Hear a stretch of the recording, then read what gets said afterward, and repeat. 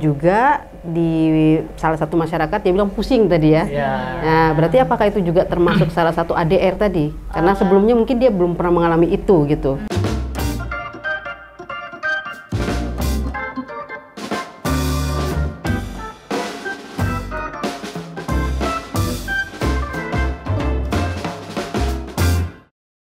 Halo Sobat Mutoks, kembali lagi di Seksam Mutoks. Jadi kali ini kenalin dulu kalian, nama saya Noel. Dan kali ini aku ditemani sama Bu Rexi. Jadi kita mau ngapain nih Bu kali ini Bu? Nah, ini momen yang bagus nih Noel. Nah, ini bagaimana kalau kita cerita tentang sedikit lah farmasi lah ya, yang berbobot farmasi. Boleh, nah, boleh, Ibu boleh. ada sedikit nih yang Ibu mau tanyakan ke Noel. Tahu nggak tentang pharmacovigilance? Pernah dengar? Kalau farmakovigilance tuh pernah dengar sih Bu, cuman untuk kayak yang mendalam itu masih belum, karena kayak masih samar-samar gitu loh. So kira-kira kalau misal nih kita bahas tentang pharmacovigilance di sesi ini bagaimana menurut Noel? Boleh banget, karena jujur kepo banget tentang farmakovigilance itu nah Bu, karena baru pertama kali ini. Asing gitu ya, banget asing gitu. ya. Kira-kira mungkin pengertiannya apa gitu, terus apa sih tujuannya kok ini ada begitu ya. Nah, tepat banget nih momen kali ini Sobat Mutoks, kita akan membahas tentang satu topik yang tadi nih mungkin ada seperti Noel di luar nih yang asing dengar yang namanya pharmacovigilance. Nah, langsung aja kali ya kita panggil memang yang expertnya tentang pharmacovigilance. Kira-kira siapa nih Noel? Siapa ya Bu? Oke, kita Oke, panggil kita aja. panggil aja ya. Ibu Leni.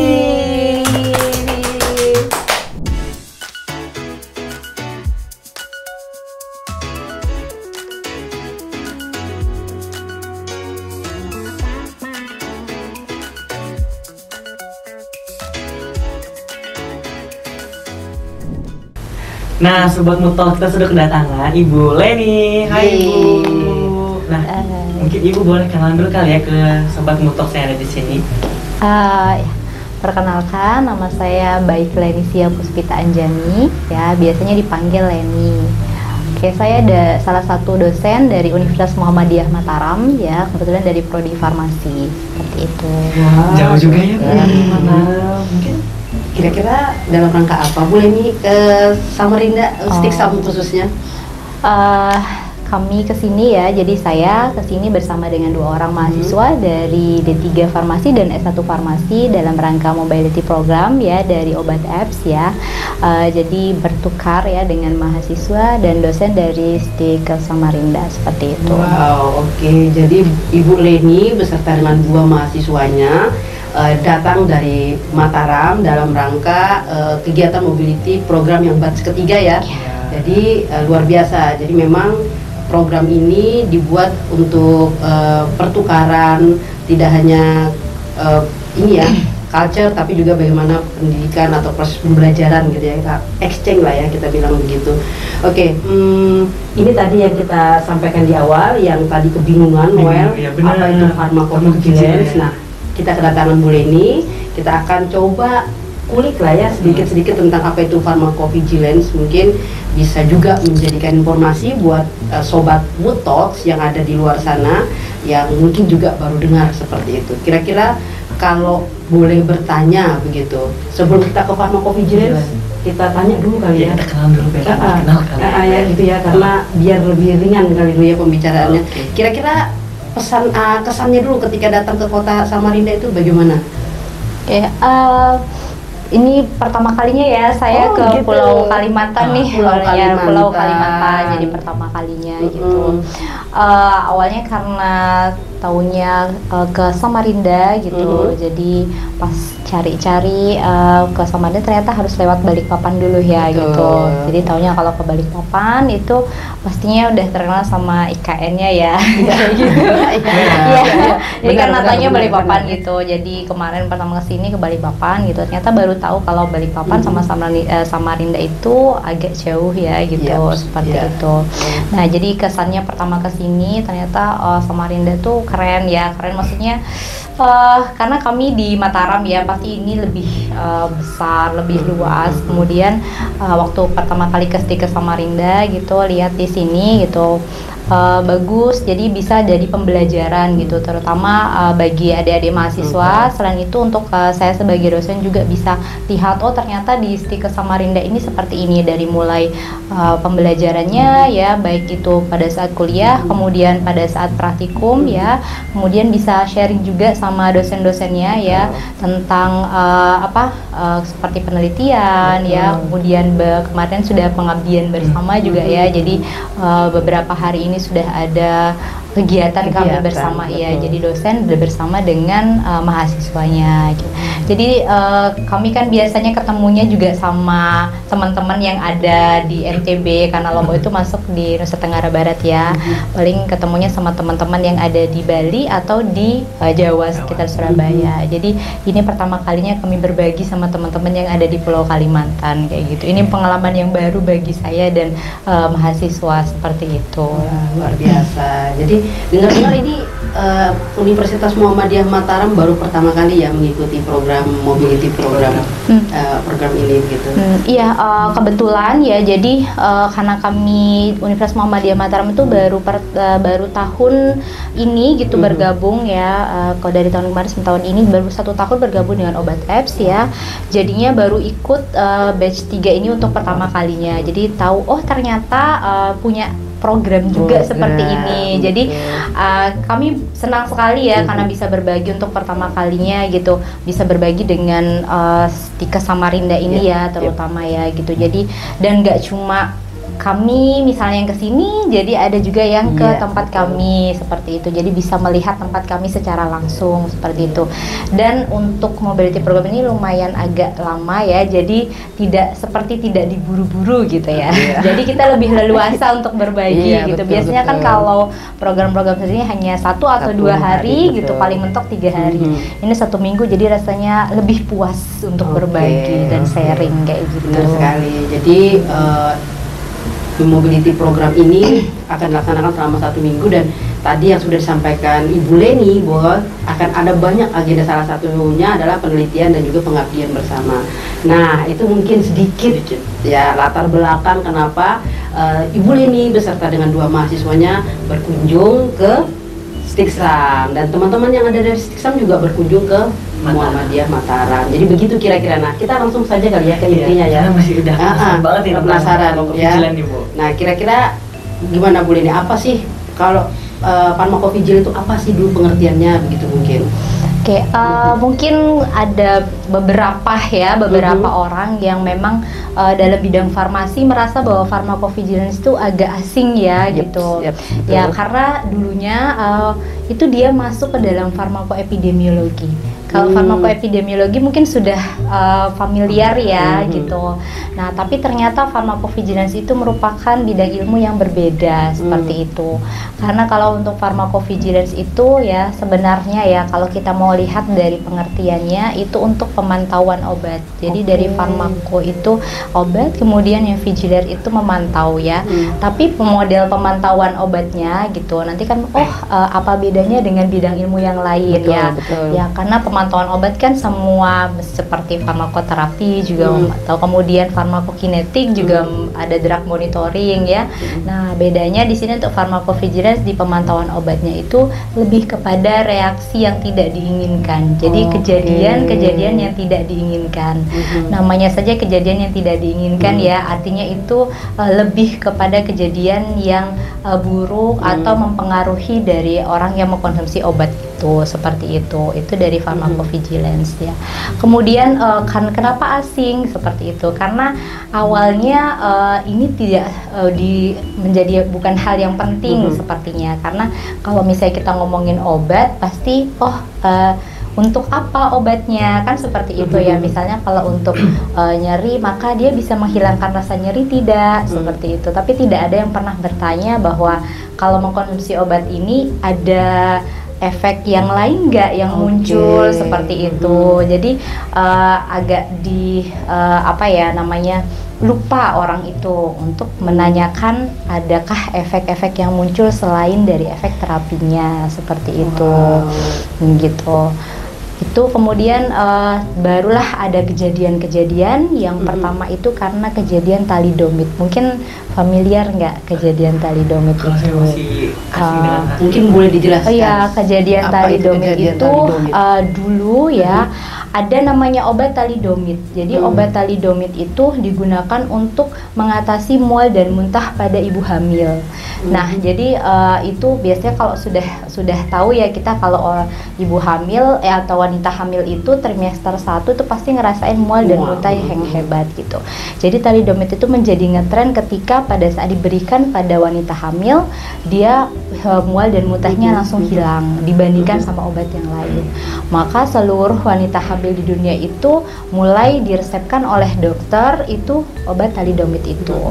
Dan 1 tahun kemudian setelah itu ternyata banyak kelahiran ya, jadi kelahiran bayi yang dia itu tidak ada tangannya, tidak ada kakinya, jadi cacat dari lahirnya seperti itu. Dan itu serentak di seluruh dunia. Kalau saya tidak salah ingat ya, sekitar di tahun 80-an hampir 90-an kayak gitu. Nah, jadi setelah diteliti gitu ya, oh ternyata ya karena talidomid tadi itu. Jadi talidomid itu adalah nama obat gitu. Nah, baru di situ WHO sadar bahwa kalau mau kasih obat itu legalitas atau bisa dipasarkan, itu tidak hanya ditanya indikasinya untuk apa, tapi juga ditanya obat itu aman atau tidak. Nah, dari situ makanya WHO itu mencanangkan bahwa selain dari efek terapinya juga harus ada di situ cautionnya atau ada efek sampingnya atau efek yang tidak diinginkan apa dari situ. Dan itu mulai ke seluruh negara WHO itu bahwa dibuatlah suatu bidang ilmu namanya pharmacovigilance, kemudian disosialisasikan dan masuk hanya untuk monitoring saja, awalnya di rumah sakit ya, kemudian pemakaian obat saja. Baru resmi masuk di pendidikan itu sekitar 9 pokoknya tahun 90-an kalau nggak salah ya, 90-an. Jadi itu termasuk baru. Jadi bidang ilmu yang paling baru di farmasi ya. Jadi baru masuk WHO aja di 90-an ya, dan 90-an itu kan sudah baru-baru yang kemarin gitu. Dan baru ngetren di Indonesia itu di tahun 2010-2011. Jadi baru masuk di Badan POM itu untuk monitoring itu tuh di tahun segitu. Jadi makanya kayak baru banget gitu.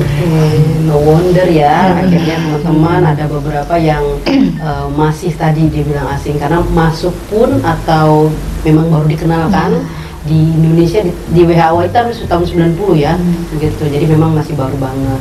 Nah, tadi menarik nih, ada dikatakan bahwa ada efek samping obat begitu. Kan di dalam pharmacovigilance itu ada yang dikatakan ADR ya, adverse drug reaction gitu ya. Apa perbedaannya dengan efek samping obat yang biasa gitu kira-kira? Karena kalau kita dengar istilah ADR gitu kan.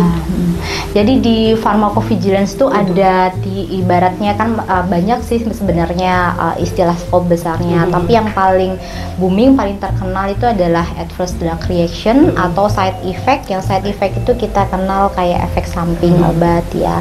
Kemudian ada satu lagi adverse event ya. Jadi ada 3 ibaratnya yang boomingnya itu yang 3 ini gitu. Kalau untuk yang adverse drug reaction ya, apa sih bedanya sama sama side effect ya? Kalau side effect itu kalau bahasa Indonesianya efek samping ya. Jadi kalau efek samping itu sudah bisa kita prediksi. Nah, jadi kayak mungkin teman-teman di sana itu pernah ya baca gitu obat ini menyebabkan kantuk ya, atau misalnya ke obat ini karena efek sampingnya pusing atau apa. Nah, itu namanya side effect-nya atau efek sampingnya. Itu sudah bisa diprediksi dan pasti semua obat itu sama. Jadi kayak oh ini akan menyebabkan efek samping seperti ini gitu. Itu sudah bisa diprediksi. Dan efek samping itu tidak selalu negatif seperti itu.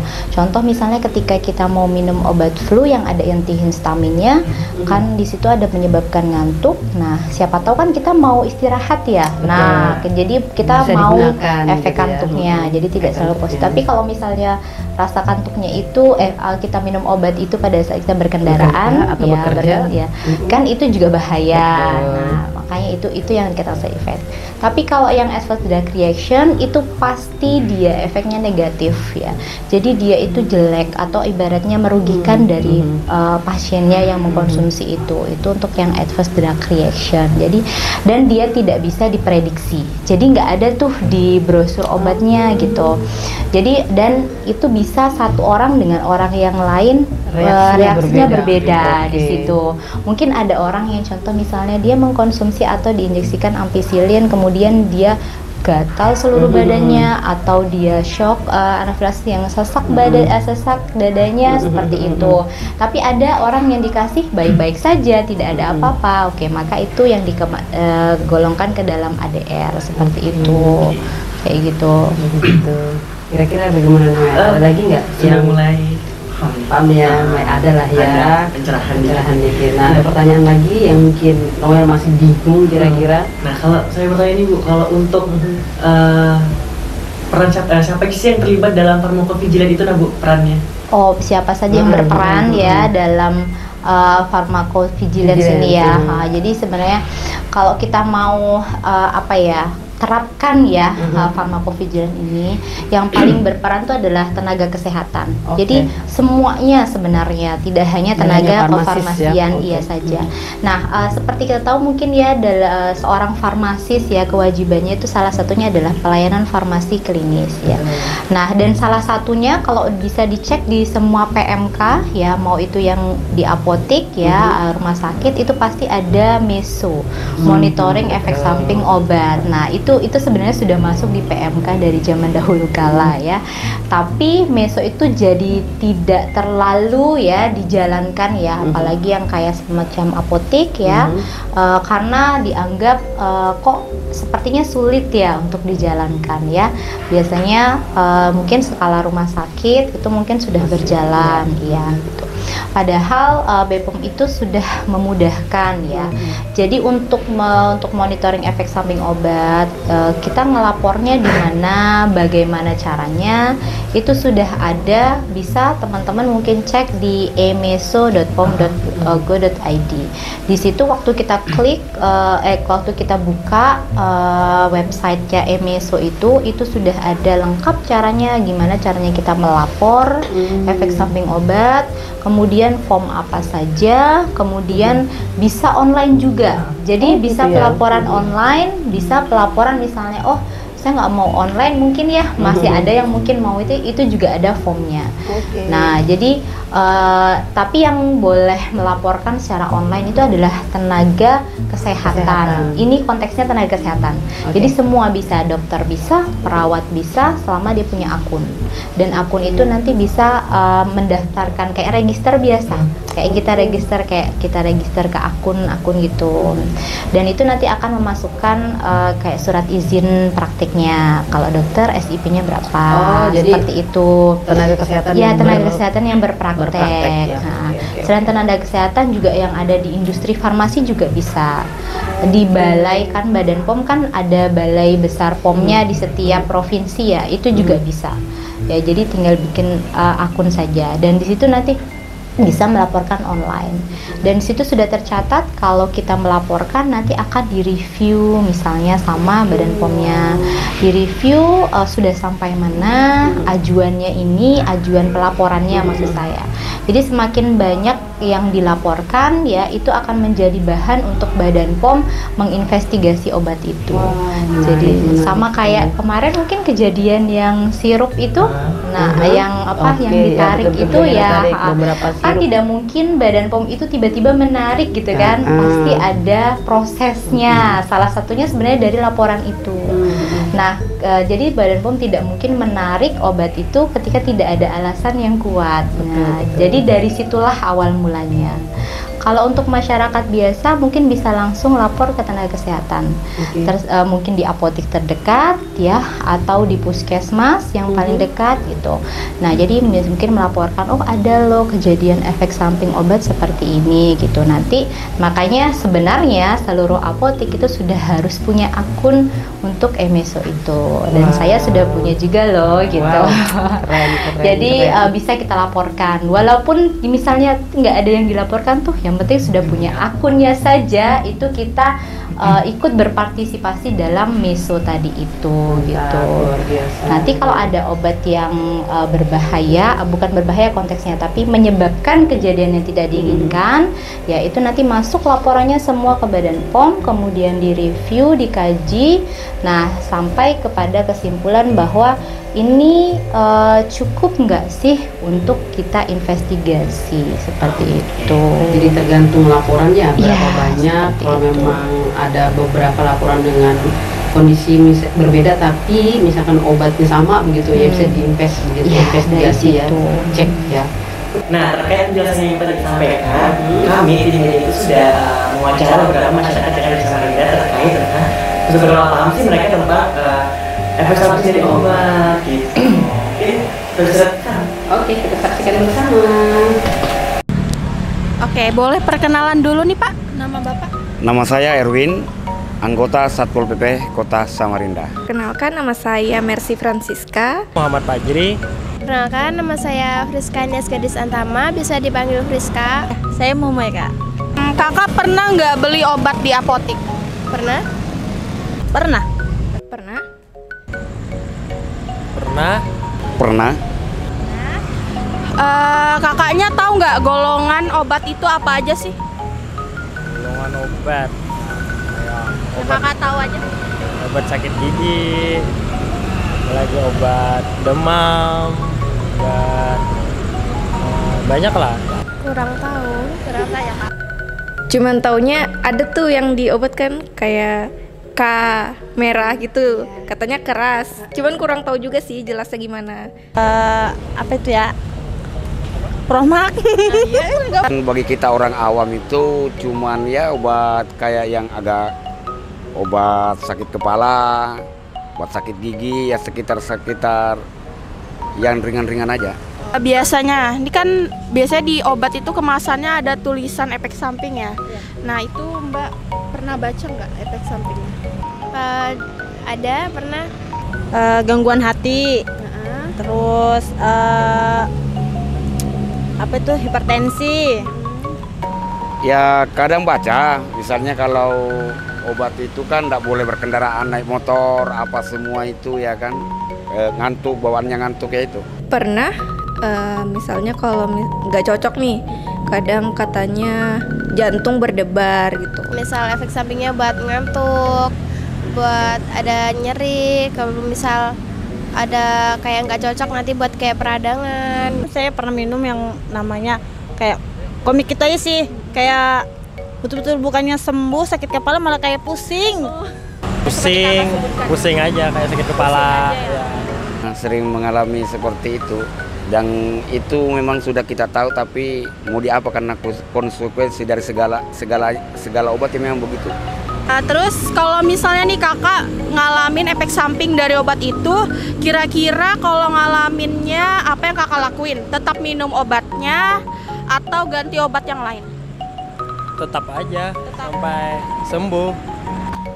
Kalau misalkan obat itu misal ada efek sampingnya buat ngantuk, tapi kayak setelah bangun sakitnya redaan berkurang, ya berarti obatnya kayak ngaruh aja. Terus kalau misalkan sakit minum itu lagi. Jadi ganti lah Mbak, kalau sudah ada merek lain. Kalau misalnya ada yang nggak kayak gitu ya mending pindah aja. Kalau misalnya sama-sama untuk ngobatin gitu. Saya usahakan untuk konsultasi dulu sih ke dokter gimana, apakah harus ganti atau dikurangi dosisnya gitu. Kita minum karena setiap obat itu pasti ada efek samping dari bawaannya. Nah, gimana nih Bu tanggapan dari Ibu terkait tanggapan dari masyarakat nih terkait efek samping obat yang sudah mereka jabarkan tadi? Saya lihat videonya tadi itu ya gitu. Jadi rata-rata kan ada ada yang sudah tahu tuh kalau efek samping itu bisa dibaca dari situ gitu. Nah, yang itu yang kita kenal dengan efek samping yang sudah bisa diprediksi gitu. Dan tadi ada jawaban dari Mbak siapa saya lupa ya namanya tadi. Kalau dia menginginkan efek samping itu justru untuk biar bisa istirahat ya. Jadi itu maksudnya di efek samping itu biar bisa istirahat kemudian bisa fit lagi. Jadi terkadang kalau efek samping itu pilihan apakah orang itu mau mengkonsumsi obat dengan efek samping yang sudah ada seperti itu. Tetapi kalau ada kejadian yang muncul ya, dan itu kejadian yang tidak bisa diprediksi dan itu menyebabkan orangnya atau pasiennya itu misalnya sampai mengancam jiwanya, nah itu baru tergolong ADR yang harus dilaporkan. Iya, seperti apakah itu. Tadi salah satunya kan tadi ada masyarakat yang tadi yang mengantuk, berarti itu efek samping tanda kutip yang diinginkan lah kita bilangnya, karena dengan begitu dia bisa istirahat gitu kan, besok harinya dia fit kembali begitu. Tetapi tadi ada juga di salah satu masyarakat dia bilang pusing tadi ya. Pusing, iya. Nah, berarti apakah itu juga termasuk salah satu ADR tadi? Karena sebelumnya mungkin dia belum pernah mengalami itu gitu. Tapi sudah tertulis di situ bahwa itu menyebabkan pusing. Kalau tertulis berarti, ya berarti efek samping juga gitu. Dan ADR, pusing ya. itu ketika dia tidak sampai ibaratnya mengganggu kehidupan atau kualitas hidupnya, maka itu masih tergolong efek samping yang bisa dihindari ya. Seperti misalkan kalau tertulis ada jantung berdebar gitu ya. Berarti berarti itu yang penting dia sudah tertulis begitu ya. Tertulis dan sudah bisa prediksi bahwa ini akan terjadi. So, nanti gitu. Sudah siap dong berarti pasien ini begitu. Kalau tidak terjadi ya tidak masalah lagi ya. Tidak terjadi masalah, sudah ada cautionnya tadi sudah ada peringatan. Seperti itu. Jadi menarik ya. Jadi di dalam tanggapan yang sudah kita dengar dari masyarakat, walaupun tadi ada yang bingung apakah ini efek samping atau tidak, tapi menurut mereka ya efek yang tadi tidak diinginkan seperti pusing, bahkan ada tertulis memang mengantuk ya, itu salah satu yang luar biasa. Artinya masyarakat aware ya, membaca begitu ya. Ada yang memang membaca, ada yang mungkin tadi salah satunya juga nggak aware, tidak membaca atau sudah terbiasa minum obat itu sehingga nggak masalah gitu dengan tanpa membaca. Menarik ya. Jadi tanggapan dari masyarakat Kota Samarinda so far orangnya masih mau membaca tentang peringatan yang ada di obat, di label atau etiket obat gitu ya, itu yang di kemasan obat seperti itu. Nah, bagaimana kira-kira menurut Bu Leni? Tapi yang mungkin masyarakat belum tahu nih ya gitu, kita harus bisa bedakan apakah kejadian yang dimaksud tadi karena obat atau bukan. Bisa jadi bukan karena obat juga ya. Nah, karena kejadian-kejadian tadi yang belum dipastikan itu yang namanya adverse event. Jadi belum pasti karena obat. Nah, di situ peran tenaga kesehatan yang memastikan bahwa kejadian tadi itu benar karena obat atau tidak. Bisa gitu. saja mungkin sebelumnya dia mungkin memang karena begadang kemudian tiba-tiba aktivitas lain seperti itu. Jadi itu yang mungkin tidak dipahami sama masyarakat. Ketika dia minum obat ada efek, dia kira itu efek samping. Nah, obat jadi itu nanti akan miss dengan kalau minum obat ini nanti jadi brandnya ketika minum obat ini saya akan pusing gitu. Itu akan merugikan dari industri farmasi juga. Jadi sebaiknya memang masyarakat itu diedukasi, disosialisasikan yang namanya efek samping obat tuh kayak gini. Dikatakan efek samping ketika seperti apa kayak gitu kejadiannya, kapan dia minum, kapan munculnya, seperti itu. Jangan sekarang minum obat merasa maksudnya sekarang merasa pusing, minum obatnya sudah kemarin, kan bukan efek samping seperti itu. Nah, itu tugas kita sebagai tenaga kesehatan. Jadi nambah lagi nih PR-nya, terutama buat tenaga kefarmasian ya, untuk mengedukasi tentang pharmacovigilance tadi itu, cara melaporkannya, cara membedakannya, mana yang efek samping, mana yang bukan, seperti itu. Sebenarnya kita membantu Badan POM nih Bu, gitu. Jadi kayak perpanjangan tangan ya, kita bilang membantu gitu ya, biar tidak terjadi seperti yang kemarin gitu. Jadi memang perlunya tadi ya, salah satunya adalah edukasi. Kalau melihat tadi respon daripada masyarakat, nampaknya memang tadi PR nih buat teman-teman atau bahkan sobat Butox yang memang punya background sebagai tenaga kesehatan atau kefarmasian secara khusus begitu ya.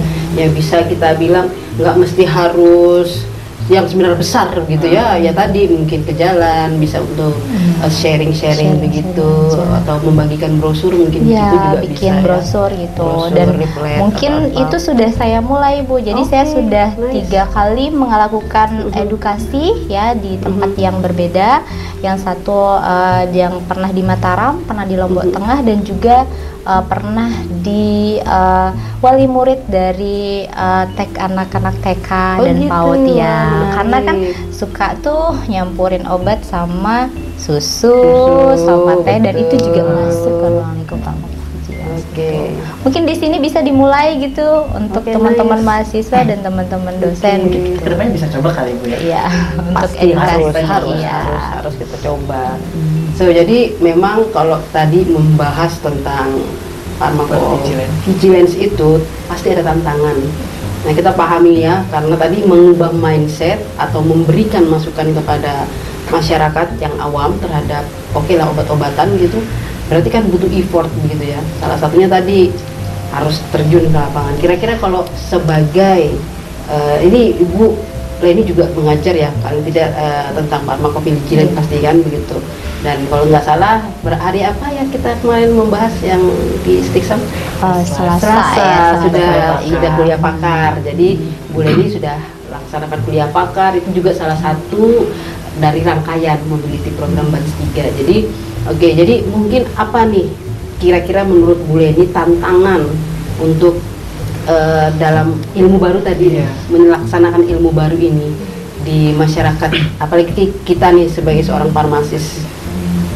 Sebenarnya lebih tantangannya itu selain tadi ya sudah kita bahas bareng-bareng ya, karena masyarakat itu gimana cara membedakan efek samping atau bukan gitu, bagaimana cara mengenali dan mungkin lebih ke mengatasi juga ya, mengatasi efek samping ya itu untuk di masyarakat. Nah tantangan untuk tenaga kesehatan karena mungkin sesuatu yang baru ya, jadi sebenarnya kita pengen nih semua tenaga kesehatan, tenaga farmasian itu melakukan ini seperti itu, melakukan meso ini. Jadi tantangannya mungkin membiasakan untuk meso baik secara online atau atau lewat hardnya ya langsung ditulis ya seperti itu, kemudian melaporkannya ke Badan POM gitu. Tapi kalau di pendidikan ya, di institusi pendidikan ya mungkin tantangannya karena ini ilmu baru ya gitu seperti. Jadi mungkin biasanya nih kalau mau mahasiswa farmasi masuk tuh ngapalinnya kan obat ini untuk apa gitu obat ini untuk apa gitu. Indikasinya ya gitu. Tapi nggak pernah kan misalnya efek samping atau efek reaction-nya apa atau interaksi obatnya apa. Nah mungkin mulai belajar tuh dari sekarang, ternyata ada namanya interaksi obat, ada namanya adverse drug reaction, tambahan nih buat mahasiswa farmasi gitu, biar nggak ngapalin hanya indikasinya saja gitu. Nah, menarik ya. Jadi memang perlu tadi ya, salah satunya adalah menambah hafalan. Bukan hanya indikasi obat, ya hafalan. Ada PR baru nih. Karena memang tadi kita bicara obat itu tidak hanya tentang indikasinya saja ya, tetapi ada tadi side effect baik yang sudah diketahui maupun yang belum diketahui, supaya masyarakat jangan bingung gitu ya, kalau ini kok ada di tulisan ini tidak ada nih efek sampingnya, tapi kok saya mengalami begitu. Jadi itu juga nanti bisa menjadi tambahan ilmu dan juga informasi kepada masyarakat, terutama pasien mungkin yang datang ketika berobat begitu kan, kita bisa memberikan informasi bahwa ternyata ada juga efek lain yang tidak diketahui sebelumnya atau mungkin baru terjadi pada dia seperti itu. Menarik ya, semakin menarik semakin kita tanya gitu, semakin menarik semakin mengetahui. Oke, itu tadi penjelasan tentang pharmacovigilance. Jadi untuk pharmacovigilance tersebut itu adalah merupakan tanggung jawab dari tenaga kefarmasian, tapi tidak cuma kefarmasian nih, untuk ke tenaga kesehatan juga teman-teman. Untuk sobat Mutox mungkin bisa mengetahui tersebut jika mau bekal dengan Ibu lebih lanjut di sosmednya Ibu. Boleh Ibu sampaikan sosmednya? Instagram saya by Clenisia ya, by Clenisia. Kemudian boleh kalau misalnya masih ada yang main Facebook by Clenisia sama juga ya. Nah, oke. Makasih untuk Ibu Leni udah mau menyampaikan beberapa materi tentang farmakovigilan Ibu di sini di Sobat Mutok gitu. Menarik sekali ya. Terima kasih. Next time kita bisa ngobrol lagi ya tentang mungkin tema-tema yang lain, lebih menarik lagi ya lainnya. Oke, terima kasih. Kami dari Stiksa mengucapkan terima kasih untuk kehadirannya jauh-jauh nih dari Mataram, udah main dan bahkan berbagi ilmu yang luar biasa. Jadi begitu kira-kira. Oke. Tidak lupa untuk berterima kasih kepada Mobility Program dan Obat Apps nih Ibu. Betul. Yang sudah mengundang Ibu nih. Iya, betul sekali. Oke, kalau begitu jangan lupa untuk Sobat Mutok subscribe, like, dan komen. Kita mungkin ajak ibunya untuk bagaimana ya closing ya. Oke. Stiksa Mutok. Yeay. Bye bye. See you next video.